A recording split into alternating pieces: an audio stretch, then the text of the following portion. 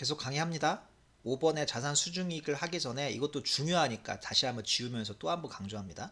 자산의 평가 차익이 뭐의 일종이다? 원칙적으로 순자산 증가사에 열거되어 있는 입금의 일종인데, 다만 법인세법은 대부분 무슨 법이다? 원가법. 원가법은 국물 하나에 고기 한 점 들어갔다가 원가가 적네. 그 원가도 원가지만 샀던 원래의 가격, 오리지널 프라이스를 말합니다. 그래서 세법은 자기랑 같은 레벨인 보험업 등 어떤 기타 법률에 의한 평가만 실은 인정되지, 이 제목은 거의 거짓말이다. 거꾸로 기억하셔야 한다. 그냥 대부분의 평가 차익은 법에 의한 평가가 아니까 입금불산임에 해당하는데, 그 대부분의 평가 중에 하나가 바로 재무회계 IFRS. 왜냐하면 IFRS는 스탠다드에 불과해서 기준에 불과하기 때문에 지웁니다. 여기 법률에서 허용하는 그 평가는 거의 없다고 보시면 돼요.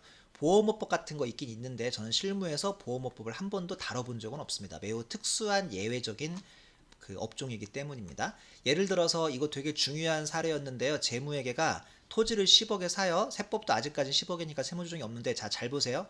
석 달 만에 이게 2억이 오르면 토지 2억, 즉 자산 올렸어요. 자산 올리면서 이쪽에 대변에 뭐를 잡습니까? 손익이 아닌 자본으로 기타 포손을 잡습니다. 이해하시는 거죠? 하지만 세법은 얘가 보험업법 평가니까 일반 그냥 기업회계제에 의한 평가니까, 일반적인 기업회계 기준에 의한 평가니까 여기 꼭 표시, 국제회계 기준은 법률이 아니라 기준에 불과하기 때문에 아무런 회계 처리가 없습니다. 자, 이때 아무리 봐도 재무회계와 세법 사이에 분명히 차이는 발생했으니까 간접법에 의해서 뭔가 세무조정을 해줘야 하는데, 얘가 자산이고 얘가 자본이기 때문에 얘가 손익이 뿔마 0이에요. 손익이 아무런 영향이 없고 나도 회계 처리가 없으니까 손익이 뿔마 0이에요. 그래서 우연히 둘이 손익이 적정합니다. 즉 가산 조정도 차감 조정도 해서는 안 되는 거예요. 우연히. 대부분 왜 그렇다고요? 이쪽에 기타 포손을 건드려요. 일반적으로 그러면 이중 조정이 나온다고요. 손익을 건들지 않았으니까. 자, 근데 분명한 것은 손익은 적정한데, 여기 지웁니다. 손익은 적정한데 분명한 건 자산부채 왜곡이 있어요. 즉 재무회계가 괜히 자산을 많이 잡아놨다니까요. 야, 너 왜 자산 잡았어? 나 자산 감소시킬래? 그래서 이거부터 하자. 뭐부터 해야 한다? 자산 감소시키는 마이너스 유보는 무조건 차감 조정이니까 여기다가 입금불산에 또는 손금산에 쓰시면 돼요.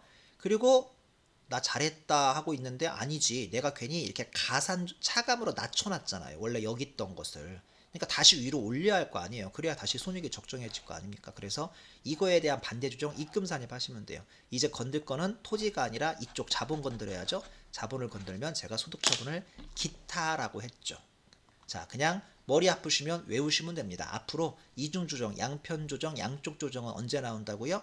재무회계와 세법 사이에 뭐는 적정한데 손익은 적정한데 자산부채 왜곡이 있을 때입니다. 즉 손익 적정 자부 왜곡 외우세요. 자, 꽃표시 별 지웁니다. 손익 적정 자부 왜곡입니다. 순서는 어떻게 하시라고요? 가에 보시면 자산이나 부채 틀어져 있는 걸 먼저 조정하세요. 증가시켜야 한다면, 자산을 증가시켜야 한다면 입금산입, 자산을 감소시켜야 한다면 송금산입입니다.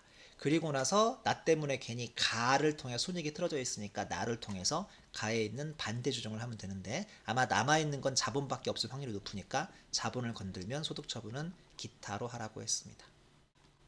꼭 기억하시기 바랍니다. 아주 중요합니다.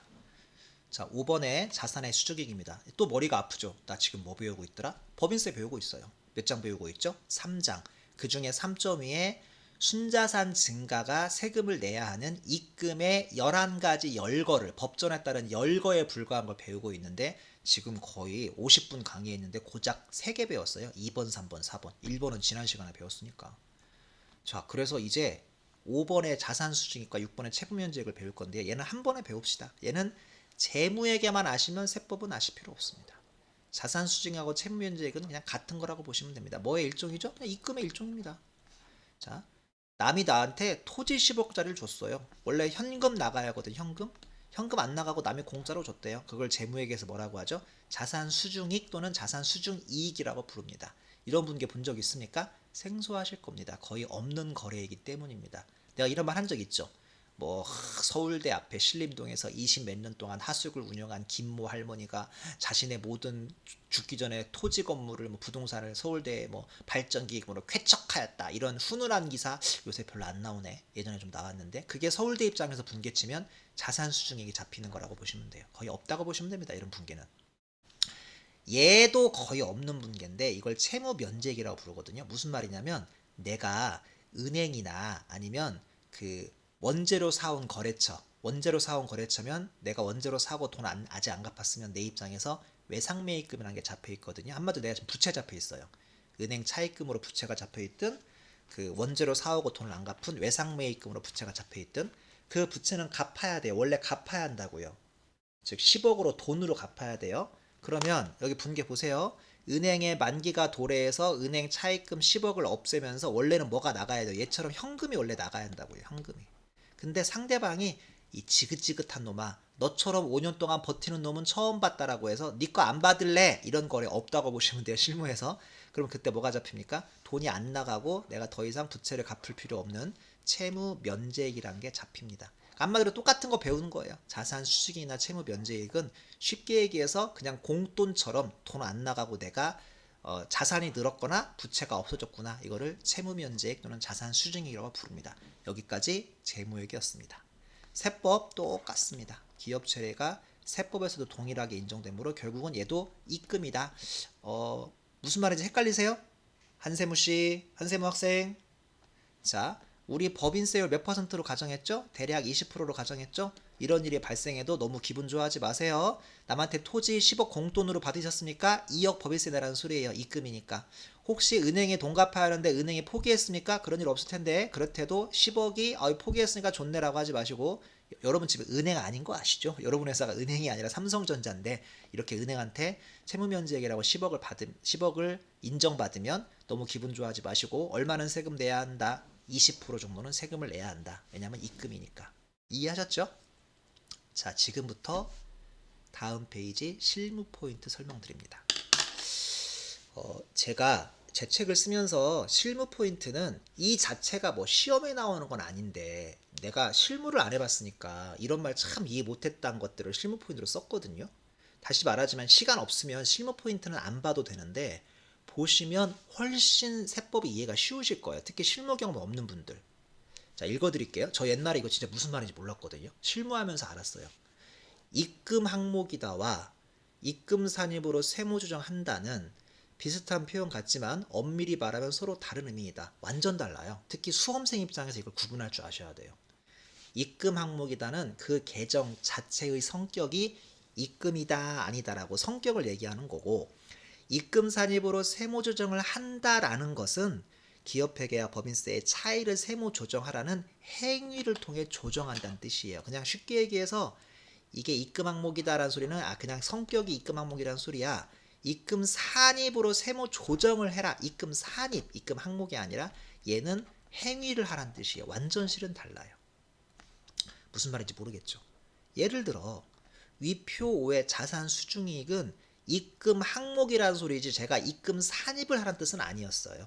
입금 항목이라는 소리지. 우리 지금 입금 항목 11개를 배우는 거지 입금 산입을 배우는 게 아니에요. 아직 무슨 말인지 모르겠죠. 입금 항목 11개를 배우는 거예요. 자, 얘는 입금 항목이지만 그렇다고 언제나 입금 산입으로 행위를 할 필요는 없어요. 위표에서 회계처리처럼 기업회계가 자산 수중익을 수익이나 이익으로 제대로 회계처리만 했으면 그리고 이것이 법인세법에서도 입금 항목에 해당하면 둘 사이에 차이가 존재하지 않으므로 즉 간접법으로 차이를 조정할 필요 없으므로 입금 산입으로 세무조정을 할 필요가 없습니다. 이제 이해하셨어요? 그러니까 이 자산 수증 채무 면제액은 입금이라는 성격을 가지고 있어요. 근데 재무회계가 마침 뭘로 제대로 처리했다면 입금으로 즉 재무회계는 입금이라고 하지 않죠. 이익이나 수익으로 제대로 처리했으면 이때는 입금 산입이라는 행위를 할 필요가 있다 없다? 없다는 뜻이에요. 나 최대한 2번 설명했는데 그래도 이해 안 되시나? 계속 읽어드릴게요. 만약 거꾸로 만약 기업회계에서 자산 수중익의 회계처리를 아예 누락했거나 아니면 바보같이 토지 10억을 뭐야 이거 자본잉여금 10억? 뭔 소리야? 엄한 소리 했네? 아무튼 토지가 10억이고 이때 자산 수중익이라고 손익으로 보냈어야 하는데 엄하게 자본으로 보냈다? 즉 수익 또는 이익으로 제대로 회계 처리 안 했다면 그때에는 기업회계와 법인세의 차이가 발생하므로 입금 항목 성격인 자산 수중익을 얘가 재무회계가 수익으로 처리 안 했으니 그때는 입금 산입이라는 우리가 액션 행위를 해서 세무 조정을 해줘야 하는 거죠. 이렇게 수익 또는 이익으로 제대로 회계 처리 안 했다면 그때는 기업회계와 법인세 사이에 차이가 발생하므로 그때는 입금 산입이라는 행위를 해줘야 돼요. 세무주적으로 차이를 조정해줘야 한다. 다시 말하자면 그게 입금인지 아닌지는 그냥 성격이고요. 그 성격만 알아서는 안 되고 재무회계가 어떻게 회계 처리했는지를 보고 입금을 제대로 수익 잡았으면 세무조정이 없는 거고 얘처럼 입금을 엄한 짓 했으면 입금 산입이라는 차이까지 조정하는 액션까지 해줘야 한다는 뜻이에요. 솔직히 이거 되게 쉬운 말이다. 내가 지금 되게 어려운 척 지금 실무 포인트라고 써왔는데 한마디로 되게 쉬운 말이에요. 성격이 입금인데 재무회계가 수익 처리했다? 입금 산입이라는 액션 한다 안 한다? 안 한다. 성격이 입금인데 재무회계가 수익 처리 안 했거나 자본 처리했거나 회계 처리 누락했다? 이 바보들이 있나 하고 세법에서는 차이가 발생했으니까 입금 산입이라는 행위까지 해줘야 한다만 기억하시면 여기까지 이렇게 깊숙하게 아실 필요 없는데 제가 실은 어렸을 때 이해를 못해서 한임했죠. 역시 열심히 실무 포인트를 써왔습니다. 여러분에게 도움이 되시길 바라겠습니다. 7번으로 갑니다. 송금에 산입된 금액 중 환입된 금액. 머리 아프시죠? 우리 지금 뭐 배우고 있죠? 3장의 입금과 입금불산이 그중에 3.2의 입금 항목의 11개 예시가 참 진도가 느리네요. 벌써 뭐 3시간 3차시 4차시 하고 있는데 아직도 7번 하고 있으니 송금에 산입된 금액 중 환입된 금액입니다. 말도 어려워. 이게 뭔 소리야? 조금 쉽게 해드릴까요? 여기에다가 과거에라고 쓰면 좀 쉬울 것 같아요. 과거에 얘가 과거에 송금에 산입됐는데 여기다가 오늘 또는 이번에 환입된 금액이 있어요. 그러면 얘가 뭐의 일종이다? 입금의 일종이다. 솔직히 말씀드려 볼까요? 실무에서 이런 일 거의 없다고 보시면 됩니다. 없어요, 실무에서. 근데 시험에는 무지 많이 나와요. 실무에 없는 게. 실무에 이런 경우가 거의 없거든요. 근데 시험에 무지 많이 나옵니다. 이게 되게 중요합니다. 시험에 많이 나오니까. 주 4번. 손금에 산입된 금액 중 환입된 금액. 뭐 환입대가 없죠. 그럴 일이 실무에서 없어요. 자, 죄송하지만 그냥 외우시는 게 어떨까요? 여기까지 외우세요. 얘는 사례에 불과한데 외우세요. 당초 송금이었다? 환입되면 입금이다. 당초 손불이었다? 환입되면 입불이다. 뭐 뭔 뜻인지 모르겠지만 외우긴 쉽지 않습니까? 당초 송금 환입되면 입금, 당초 손불 환입되면 입불. 외우긴 되게 쉬워요. 자, 지금 제목은 뭐였죠? 이 중에 2번을 설명하는 게 아니라 제목은 1번을 설명하는 거예요. 당초 송금이었으면 환입되면 뭐다? 입금이다. 1번 설명하고 있다고 제목은. 나중에 3.3 배운다 우리 3.3. 3.3은 제가 입불이라고 했죠. 입불. 걔는 여기 2번 나오겠네. 당초에 송금 불산입된 금액 중 환입되면 걔는 입금 불산입니다. 3.3에서 배운다고요. 여러분, 나 옛날에 세법 처음 공부할 때 그때 강사님이 그랬어요. 제가 학교에서 교수님한테도 강의도 들었고 학원에서 강사님한테도 강의 들었는데 솔직히 저는 교수님한테 강의 들은 건 잘 이해는 못했었고 강사님한테 강의 들은 걸로 결국 이해했는데 그래서 세법에 되게 유명한 얘기가 있잖아요. 여러분의 인생에서 세법을 이해독할 때 강의하신 분이 무조건 최고 강사라는 설이 있어요. 왜냐면 이해독할 때는 들어봐야 뭔 소리인지 모르거든요. 이해독 강사님이 인생에서 최고의 세법 강사나 세법 교수인 거예요. 제가 여러분한테 이해독인지 이해독인지 모르겠는데 자 여기 보면 그분이 그러니까 강사님이 그때 뭐라 그랬냐면 제군들 세법 1회독은 인내심 싸움이고 끝까지 들어야 돼. 포기하지 마. 왜냐면 세법은 약간 퍼즐 맞추기라 앞에서 이해 안 됐던 것이 뒤에 또 나오는데 그걸 들어야 앞의 내용이 드디어 이해돼. 그러니까 퍼즐 맞추기야. 끝까지 포기하지 마 라고 했던 말이 기억나요. 세법이 특이하게 앞에 나온 얘기 뒤에 막 또 나오고 또 나온다. 여긴데 손금에 산입하지 아니한 즉 손불했던 법인세 같은 것을 환급받았다. 입불 딱 여기 있잖아. 입불이라고 내가 금방 얘기했잖아요. 나중에 배운다니까 반대를. 그러니까 세법이 약간 진짜 환급이 아니라 그 퍼즐 맞추기 같은 것 같아요. 앞에만 보면 참 이해 안 되는 게 뒤에 또 나와요. 중요한 것은 앞에서 이해 못했던 분들은 뒤에 또 나오면 이게 어디서 들어봤는데 이러고 넘어가요. 잘 몰라 뒤에도. 내가 참 그게 안타까웠는데 공부할 때 제가 뒤에 또 나오면 이거 앞에서 나왔던 거 있잖아요. 그거 그 말이에요. 또는 그 말의 반대말이에요라고 해서 꼭 제가 흔히 이렇게 우리 레퍼런스 한다고 하는데 앞뒤를 참조할 수 있게 최대한 노력해 드릴게요. 좀 짜증나지만 앞뒤를 왔다 갔다를 많이 하고 앞뒤 왔다 갔다 하는 걸 두려워하지 않아야 세법의 실력이 올라가요. 이게 무슨 말이냐면 나중에 뒤에 배울 때 여기 앞에 다시 가봐. 우리 이거 배웠는데 기억나? 하면 두려워서 앞에를 못 와요. 왜냐면 와봐야 기억이 안 나거든요. 내가 그랬어요, 옛날에. 그러니까 뒤에 뭐 강의할 때 앞에서 배웠잖아. 한번 어디 페이지 가봐 라고 하면 못 가겠더라고. 가봐야 그때 잘 이해도 안 됐고 가서 열어보면 기억도 안 나고. 근데 앞뒤 왔다 갔다 하는 걸 번거로워하거나 귀찮아하지 마세요. 이걸 다 할 줄 알아야 우리가 세법에서 좋은 성과를 얻을 수가 있습니다. 자, 7번 손금에 산입된 금액 중 환입된 금액. 다시 주 4번 가서 구체적인 사례 좀 설명 올리도록 하겠습니다. 주 4. 세법은 일종의 대응 논리이기 때문에 기존에 과세하지 않았으면 같은 건에 대해서는 다음번에는 과세를 해야 하고, 예를 들어서 전기에 재산세 납부할 땐 송금 인정받았으면 다음 기에 재산세가 환급된다면, 이런 일 없다고 했어요. 실무에서 환급 안 돼요. 근데 환급됐다고 가정하면 그때는 입금으로 과세해야 돼요. 반대로 기존에 과세를 했으면 혹시 이게 다음번에는 과세를 하지 않아야 하는데, 예를 들어서 전기에 법인세 납부 시에는 송금 부인을 당했다면 다음 기에 법인세가 환급된다, 이런 거 기대하지 마세요. 실무에서 환급이 없는데 만약에 환급됐다면 그때는 입금불상이 돼야 일반적입니다. 예를 들어 재산세는 당초에 송금 인정 납세자에게 유리했으므로 재산세가 환급될 때는 입금으로 납세자에게 불리하게 해야 합니다. 즉 송금이었으면 입금, 손불이었으면 익불로 간단하게 기억하라. 결론적으로 이걸 외우란 소리입니다. 송금이면 입금, 손불이면 익불. 이걸 뭐라고 부르죠? 대응 논리. 이거 제가 지어낸 얘기거든요. 대응 논리. 대응 논리. 내가 대응 논리를 외우라고 하기 좀 그런데 대응 논리라는 단어를 외울 필요 없잖아요. 대응 논리. 그러니까 대응된다고요. 언제나 세법은 웬만하면 대응돼요. 즉 두 번 다 불리하게도 두 번 다 유리하게도 해주진 않아요. 한 번은 불리했으면 한 번은 유리해야 하고, 한 번은 유리했으면 한 번은 불리한 게 세법의 대원칙 대응 논리예요. 아직도 무슨 말인지 모르겠죠? 자, 예를 들어볼게요. 지금 이 예는 매우 비현실적인 예라고 해서 실무에서 없어요, 이런 일이. 제가 작년에 재산세를 10억을 냈어요. 당초에 10억을. 나중에 사장에서 배우는데 재산세는 송금 인정이 돼요. 그러니까 납세자한테 유리한 세금 중에 하나예요. 10억을 냈다는 소리는 순자산이 내가 증가했습니까? 감소했습니까? 재산세 10억 냈다고요. 순자산 증가했어요? 감소했어요? 감소했죠? 순자산 감소에 따라서 얘가 송금 인정되면 나한테 유리한 거잖아요. 사장에서 배우거든요. 재산세는 낼 때부터 송금 인정받는, 물론 세금을 좋아하는 사람이 얼마나 있겠습니까만, 이따가 배울 법인세보다는 유리한 세금인 거예요. 그나마 송금 인정을 받을 수 있어요. 자, 근데 국세청에서 연락이 왔네요. 야, 너 10억 왜 냈어? 10억 낼 필요 없는 걸 잘못 낸 것 같아라고 해서 나한테 갑자기 국세청이 10억을 환급해줘요. 이런 일 없다고요? 이런 일 없어요. 자, 그러면 내가 현금이 10억이 들어오면서 여기다가 자비익 같은 걸 10억을 잡았다 칩시다. 자비익을 잡거나 아니면 마이너스 세금과 공갈해도 되는데, 그까진 뭔지 모르도 될 것 같아요. 그러니까 마이너스 분괴까지는 아실 필요 없을 것 같고 그냥 자비익 잡았다가 칩시다. 자, 잘 보세요. 확실한 것은 순자산이 이번에는 오히려 증가했습니까? 감소했습니까? 순자산 증가했죠?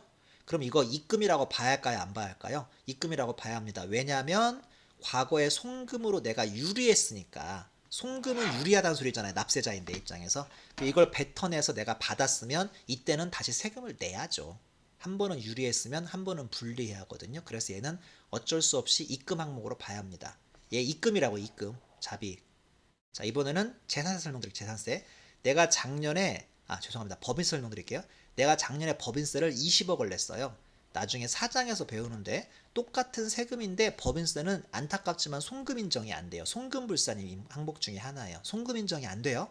왜 그런지는 사장에서 배우시면 돼요. 얘는 송금 인정이 안 되기 때문에, 한마디로 재산세는 세금 내는 건 기분 나쁘지만 조금 기분이 덜 나쁘신 세금이고, 법인세는 두 번 기분 나쁜 세금이에요. 왜냐하면 세금 나가는 것도 기분 나쁘고, 이게 한 푼에 텍스 세이빙, 즉 송금 인정도 안 되는 송금불산입이니까 기분이 더 나쁘다고요. 재산세보다 법인세가. 무슨 말인지는 사장에서 배웁시다.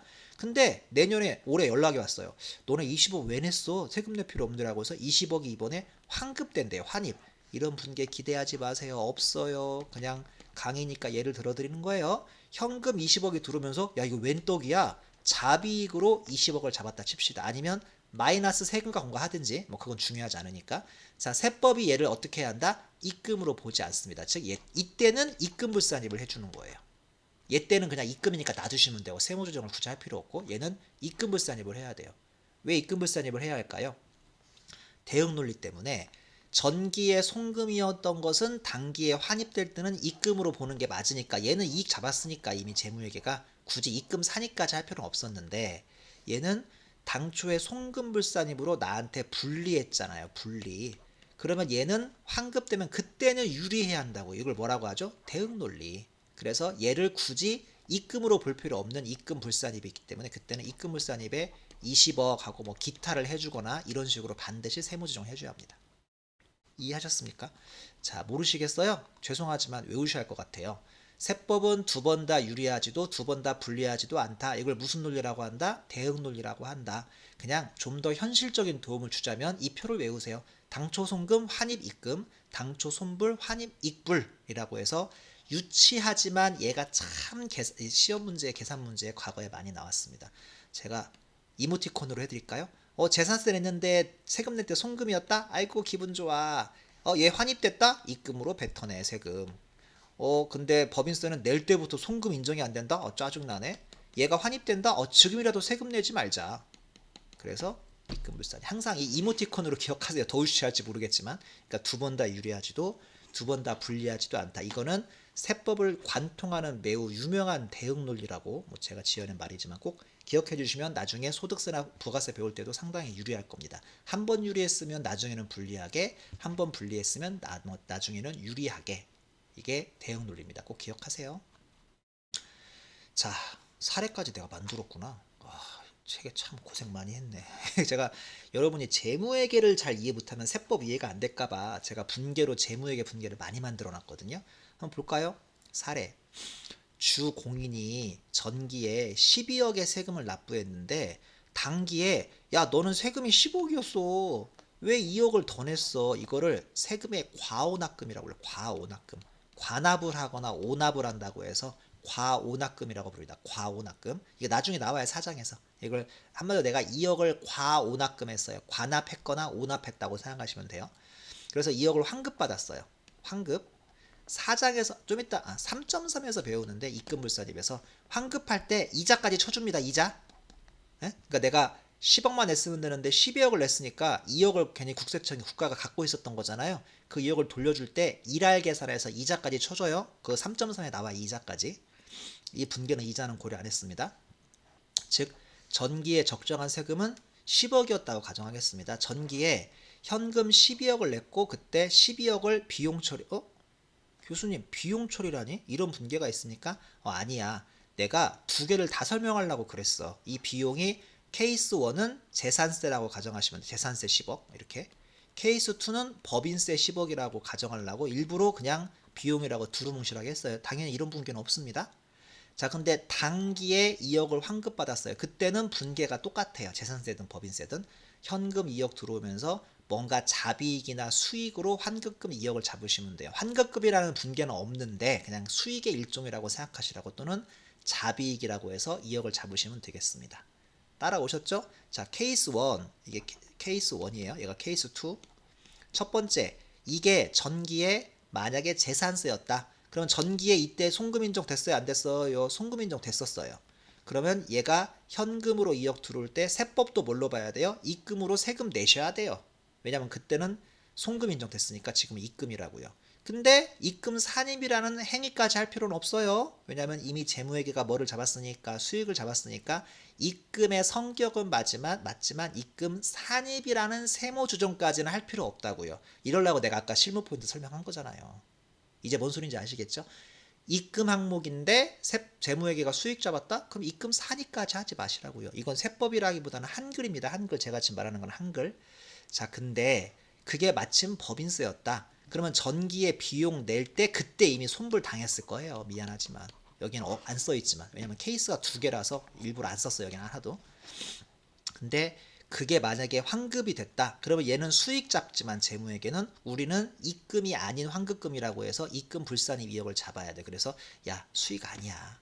왜 수익 아니야? 나 작년에 낼 때 법인세는 손불당했거든. 나 그때 이미 슬펐잖아. 불리했잖아. 나 이번엔 좀 이익 받자. 입금불산입이 나한테 유리한 거 알죠?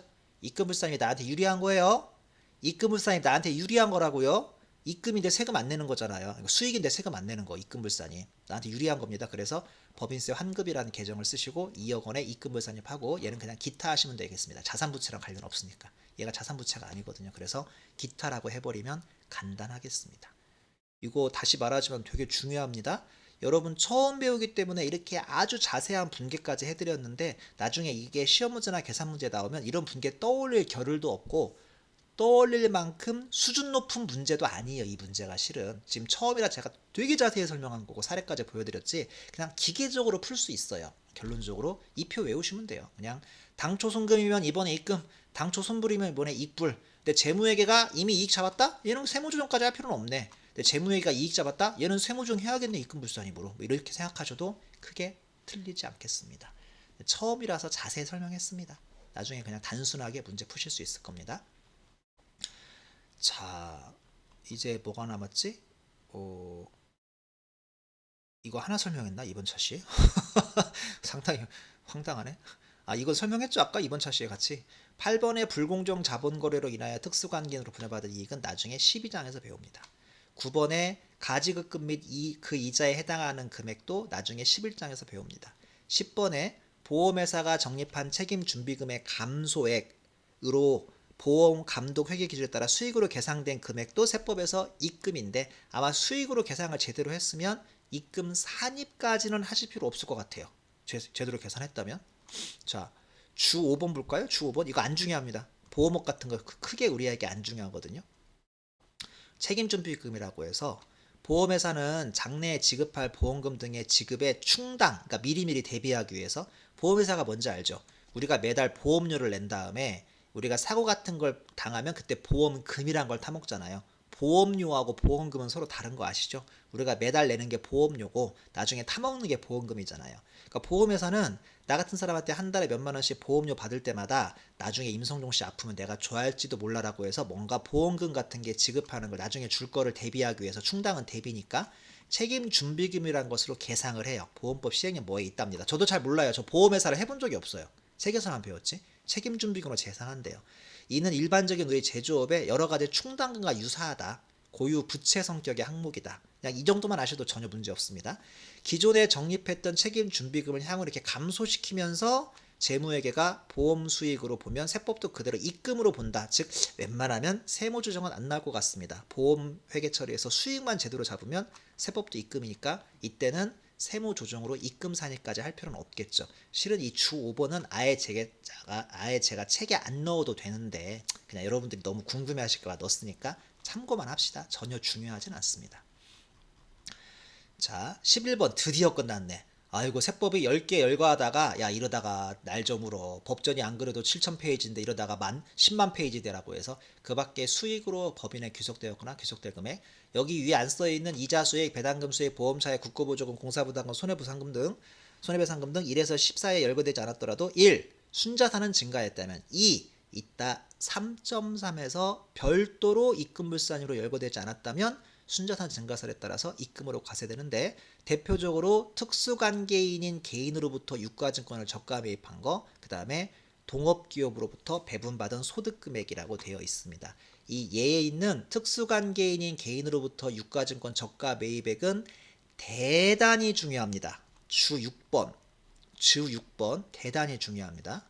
제가 주 6번까지는 설명을 해야 할 것 같아요. 내용은 좀 긴데 이걸 설명을 해야 할 것 같아요. 이번 시간에 설명할게요. 대단히 깁니다. 특수관계인인 개인으로부터의 유가증권의 저가 매입액은 여기 나오는 표에 1번부터 11번까지 중에 중요성으로 넘버 1 아니면 넘버 2예요.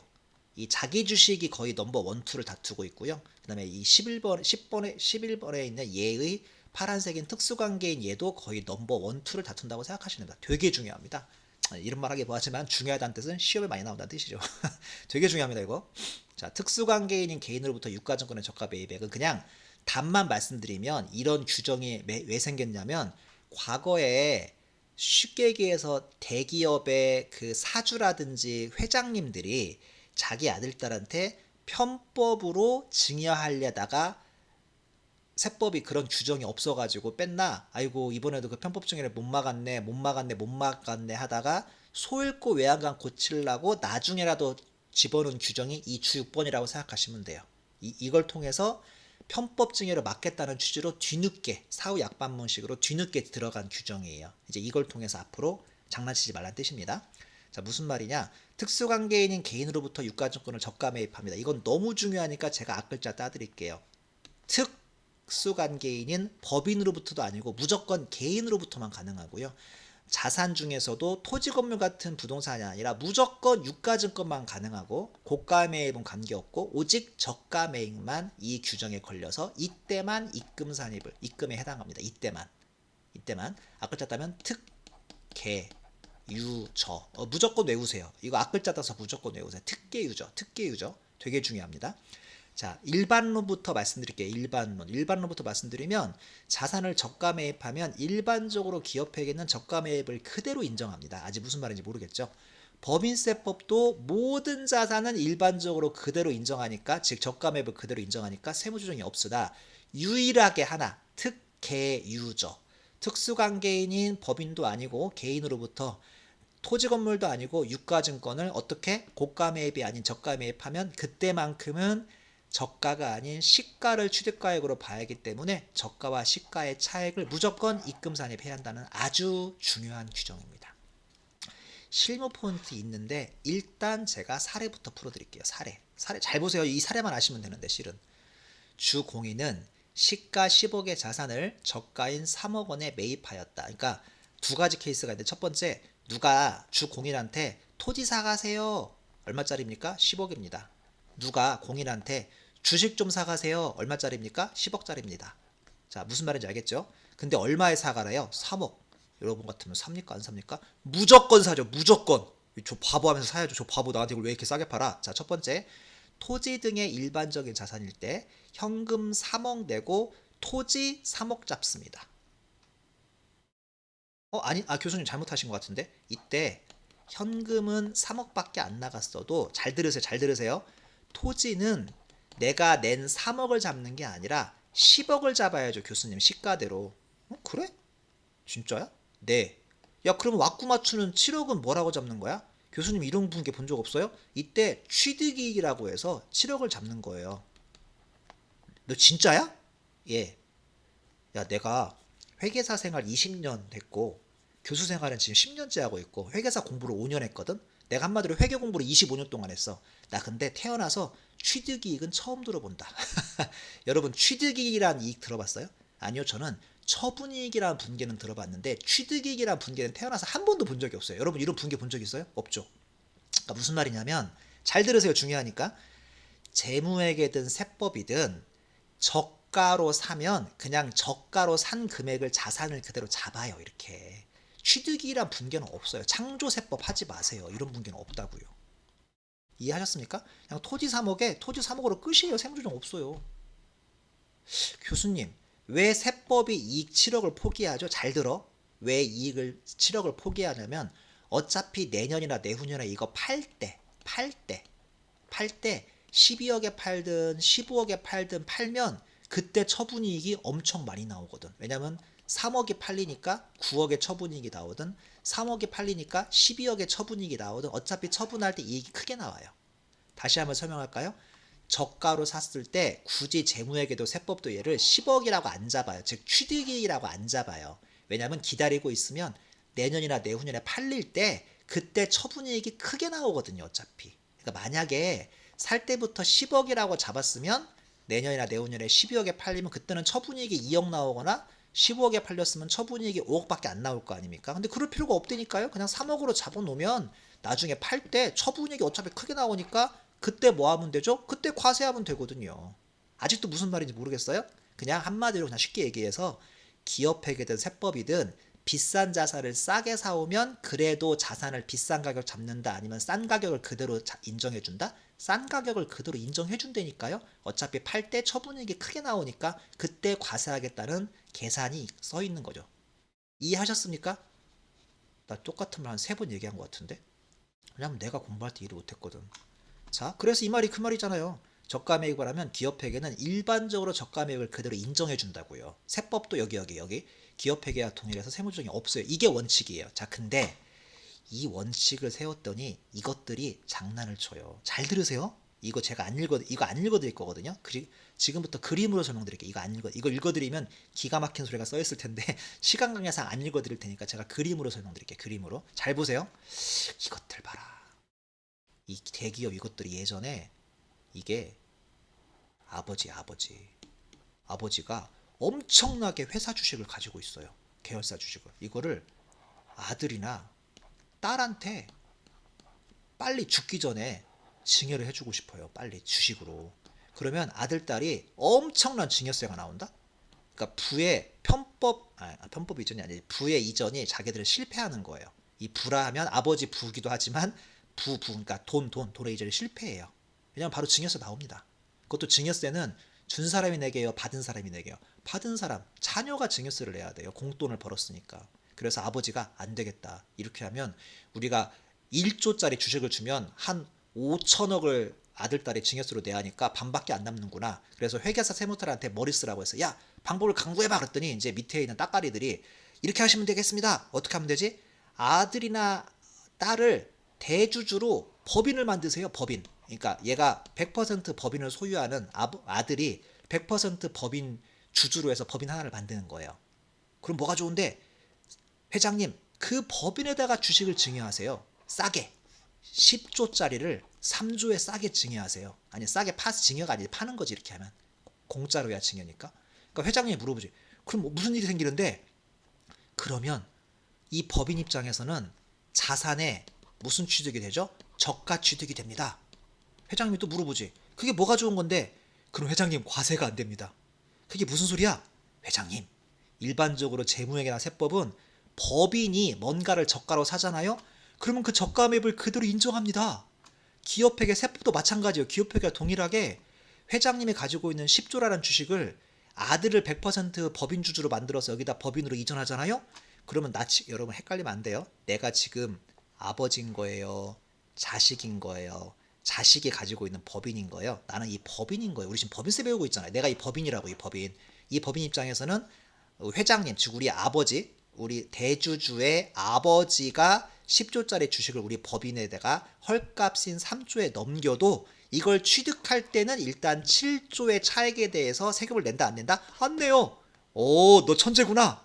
오케이 해서 과거에 여기까지만 규정이 있으니 여기까지만 이 특례가 없고 여기까지만 규정이 있으니 이렇게 회장님들의 주식을 개인한테 증여하지 않고 이 개인이 100% 주주로 있는 그 법인에다가 이 주식을 헐값에 넘기는 거예요. 이 법인은 뭐만 안 하면 됩니까? 처분만 안 하면 돼요. 그냥 보유만 하고 있으면 돼요. 그럼 결국 아들 거 된 거지 뭐. 보유하고 있다는 소리니까. 아들이 100% 주주니까. 대충 뭔 소린지 알겠죠? 그래서 국세청이 뒤늦게 안 되겠다. 원래 자산을 저가로 사면 그 법인 입장에서는 저가 취득을 그대로 인정해 주는데 이렇게 해놓으니까 이것들이 장난치더라. 안 되겠다. 뭐만큼은 저가 취득이 안 된다? 유가증권만큼은. 상대방이 누구일 때? 회장님인 개인일 때. 상대방이 개인일 때만 그래요. 여기 상대방 여기 있잖아요. 개인. 회장님 개인. 법인이 아니라. 그리고 상대방과 우리 회사가 무슨 관계일 때? 특수관계일 때. 즉 이럴 때는 유가증권을 우리 법인이 아무리 3억에 싸게 지들이 짜고 치고 10억짜리를 3억에 싸게 사도 사자마자 시가로 잡아라. 그래서 임 교수님이 말도 안 되는 취득이익이란 분계가 없다고 했는데 있네? 이때는 있어요. 제가 지어낸 분계긴 한데 사자마자 취득이익을 7억 잡아셔야 돼요. 그래서 입금산입에 7억에 유가증권을 올려야 하니까 유보까지 해주셔야 합니다. 외우셔야 합니다. 이거 무조건 외우세요.